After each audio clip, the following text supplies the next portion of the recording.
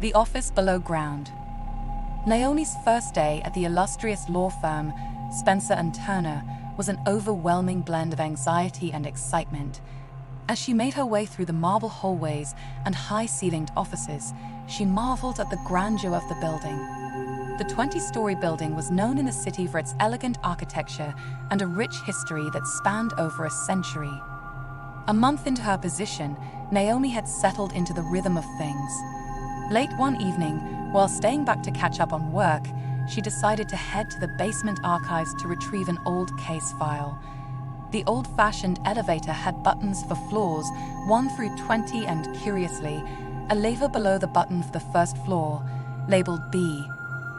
Curiosity piqued, Naomi pushed the button for the basement and then slid the lever to B. The elevator descended, the journey longer than she expected. When it finally halted and the doors opened, she stepped out into a dimly lit corridor, the air thick with mustiness. To her surprise, this wasn't just an archive or storage floor. It was another office, identical in layout to the others above but stuck in time. Faded wallpaper, old wooden desks, vintage typewriters, and rotary phones adorned the space. Dust particles floated through the streaks of weak light filtering from ornate, grimy windows. Walking cautiously, Naomi passed offices with nameplates of people she'd never heard of. Curiously, she noticed fresh ink blots on the papers and smoldering cigarette butts in ashtrays. She could hear faint whispers, typewriters clacking, and distant phone rings, but there wasn't a living soul in sight.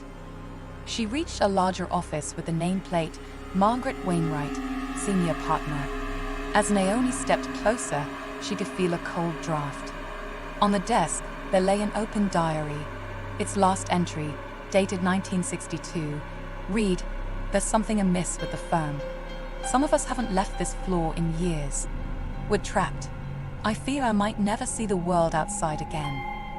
Suddenly, a sharp chill enveloped her, and shadows flitted in the corners of her eyes.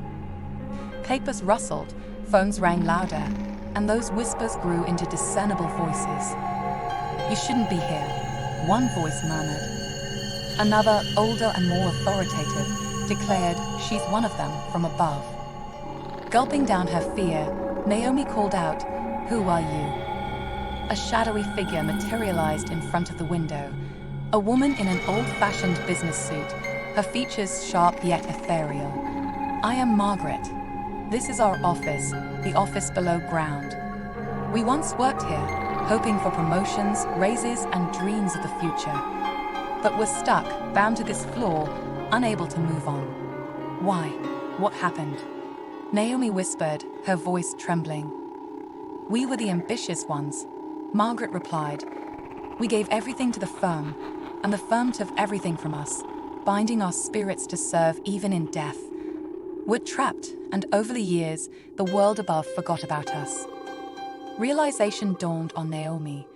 She was in the midst of souls who had lost their way, bound eternally to the confines of this haunted office floor. "You need to leave," Margaret warned, her voice echoing with urgency, "before the floor claims you too." Driven by adrenaline, Naomi dashed back to the elevator, repeatedly pressing the button to close the doors. As they shut, she caught glimpses of shadowy figures approaching, their hands reaching out to her. The elevator ascended, and Naomi stumbled out, gasping for breath. The modern-day office around her had never looked more welcoming. The next day, Naomi reported her findings to the HR department. The elderly HR manager, Mrs. Clark, listened intently, her expression grave. "That floor has been off-limits for years," she confessed. "There were rumors, stories passed down, but most dismissed them. I'll make sure the lever is removed." And it was. But Naomi's experience on the Office Below Ground changed her perspective forever. She left Spencer and Turner, seeking a job that valued work-life balance.